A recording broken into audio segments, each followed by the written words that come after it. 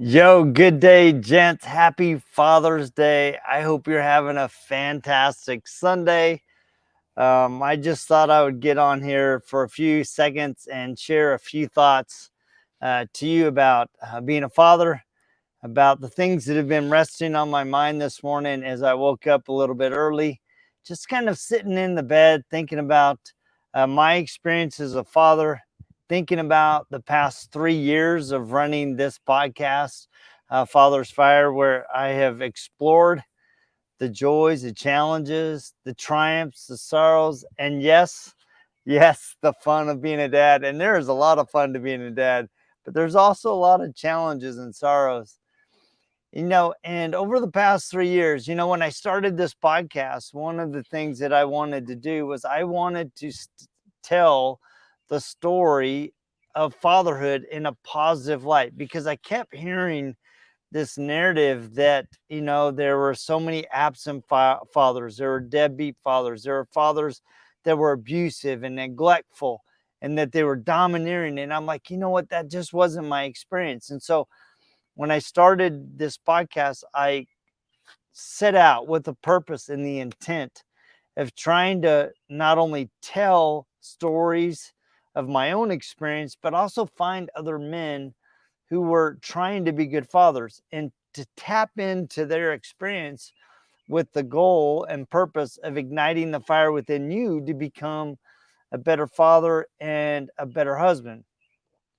And what I've learned over the past 3 years of doing this podcast is that there are a lot of men trying to be good fathers, whether they're single dads or divorced dads, whether they've adopted, whether they've been able to have a consistent family situation with their family. And you know what? In the end, us dads, we're all just trying to figure it out. There is no magic formula for each one of your kids. And as you know, each one of your kids is going to throw you a different curveball. And so you get to learn not only how to parent them, but you learn things about yourself. You discover that maybe you're a bit impatient. Sometimes maybe you're a little demanding. Sometimes you don't allow them space to move and to grow. And because, sometimes I think a lot of times we as dads are acting out of fear that our kids are going to make the wrong decisions and we can suffocate them and not allow them the room to make decisions. And with those decisions, allow them to face and figure out how to deal with the consequences of their decisions. And there really is a lot of power and allowing your kids room to fail, allowing your kids room to succeed, right? And so I think, as I look back, that's one of the things that I've had to figure out as a dad is to learn how to um, and create an environment where my kids can shine, where they can thrive, where they can discover their own gifts and talents. I think as I've talked to fathers across the globe, I've realized more and more how critically important dads are in the home. I mean, I have to give a mad shout out to you single moms. I mean, you are carrying the role of two individuals. You're carrying the load of two individuals. And I think back on years ago, I was talking to a single mom and who went through a divorce, and she was just pouring her heart out to me. She's like, Jody, man, I just wish I had someone to to be my partner to raise these kids because man, it's so lonely sometimes. So I have to give a mad shout out to you moms who are carrying the load, and also a mad shout out to you men who are carrying the load of two, right? Maybe you've recently gone through a divorce, or you've been divorced a long time, or you've been widowed, and now you're trying to figure out how you're going to not only provide and work, but also give your kids the attention, the love, the safe space for them to work through their own pain and loss. And I know that that can be a really lonely and a heavy burden. But what I've discovered, whether you're a single parent or you're a parent that has a partner that you're walking with, that when you lean into your kids with purpose, with drive, it makes all the difference.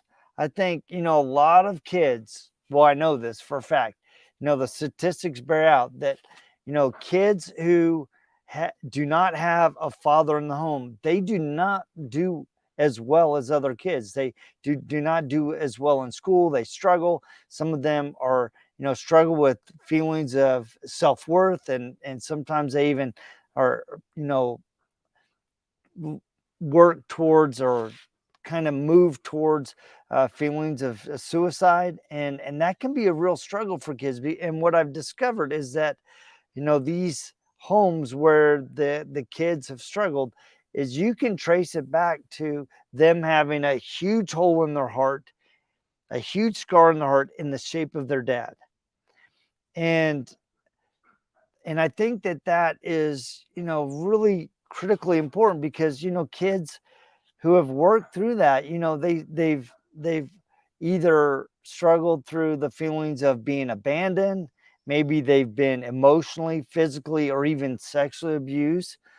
They have had an oppressive father that have left them feeling like they have no self-worth, that has left them second guessing every decision that they've ever made. And so now they're walking through life with fear instead of respect and love.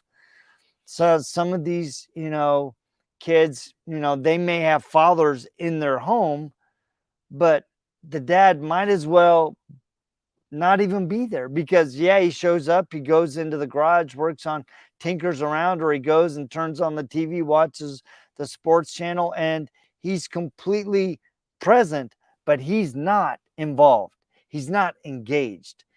And I think a lot of men fall into that category where they feel like, oh, you know what? I'm the dad. I go out, I work, I provide. And when I come home, you know what? I get to sit back and relax, and the wife takes care of everything. No, dude. When you come home, you need to come home and be engaged with the family. Your kids need you to show up. And I think a lot of times, we dads, we think that we need to be this perfect dad. And I would say to you, throw out perfection and replace it with purpose, involvement, leadership, mentorship, fun, playfulness, and a whole lot of love. Your kids don't need you to be perfect. They just need you to be in their lives. They need you to be engaged. And I often tell my kids, I'm like, look, I recognize that I am not the perfect father, and they will attest to that, right? But I do try to love you perfectly. And what I've discovered over the years is that when you couple love with purpose, it bridges the gap to your faults. It fills in the areas that maybe you struggle, that you're weak, that you're not quite sure how to do things. Love mends all wounds, especially when it is consistently applied in the lives of you and the lives of your children. I shared this a while back, but I want to share this again. Um, there is real power in you as a father being present and putting your arms around your kids. It's funny, because when I look back at some of the pictures with me and my son Ashton, he always is standing next to me with his arm on my shoulder, right? There's power in touch. There's power in connection. And I think back to, the story that I shared last week with my good friend Sean Hart, where he was yearning for this connection with his father. And they had really had a strained relationship over the years.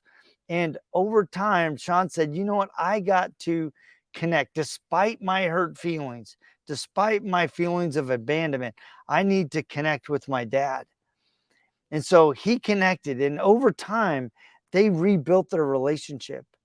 And there was this one time where Sean was sitting or laying on the bed, and the father came in and just sat next to him and put his hands on his shoulder. And in that touch, Sean could feel the words that his dad couldn't express, of love, respect, of admiration. And I think that we as dads need to do a better job of putting our arms around our kids. Now, a couple nights ago, one of my kids was really struggling, and I said, you know what, come here. After letting that child just unload, I said, come here. And I had them come in, and I just gave her a big hug, and I just wrapped my arms around her, and we just stood there in the moment, in the embrace of a hug. And I said, you know what, I just want you to know that I love you, and that I'm here for you. And I know that this situation is really tough, and I will walk with you through that. And I think, well, actually, I know your kids need to know that you will walk with them through any aspect of their life. Yes, they're not going to do everything perfect. Yes, they're going to make decisions that maybe you don't agree with, that you're like, what? Are you kidding? Right?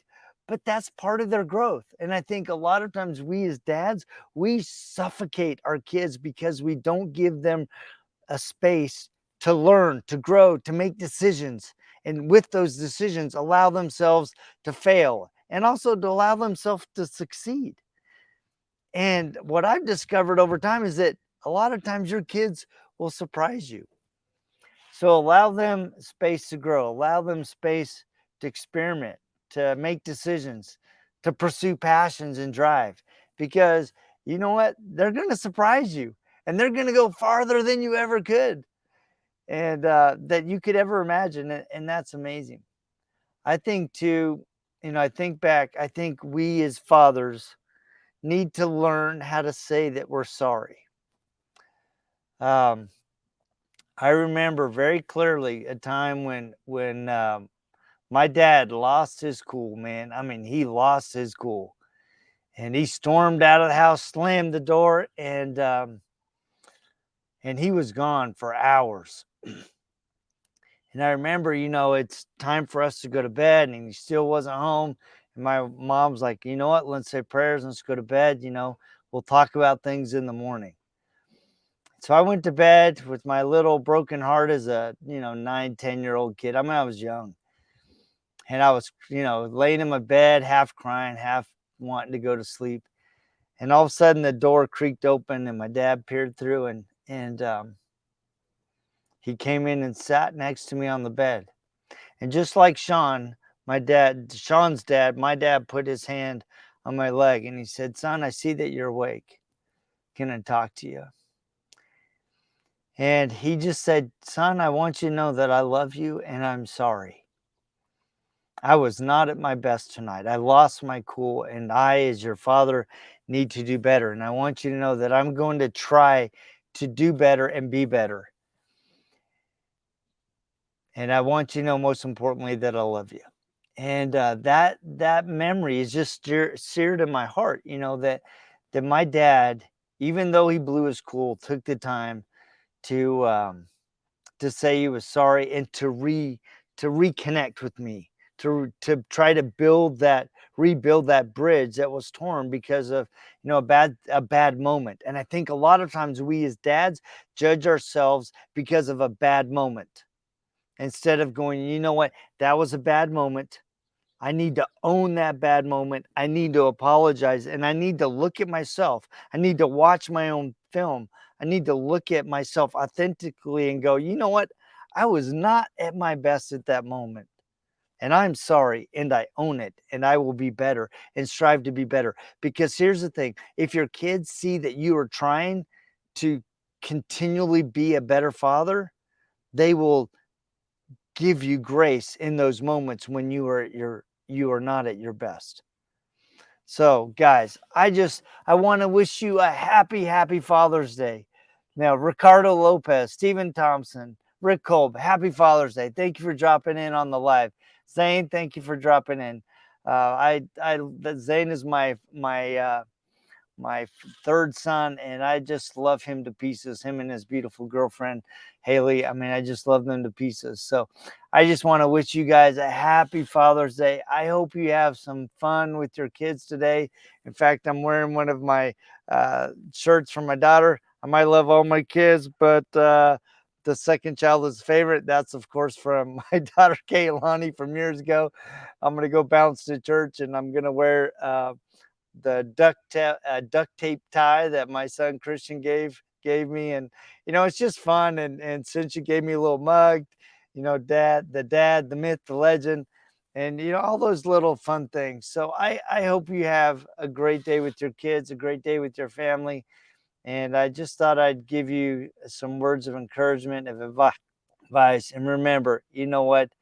Don't focus on perfection. Just focus with purpose and being present with love with your kids. So, you guys have a happy Father's Day, and I hope you have a great day. See ya.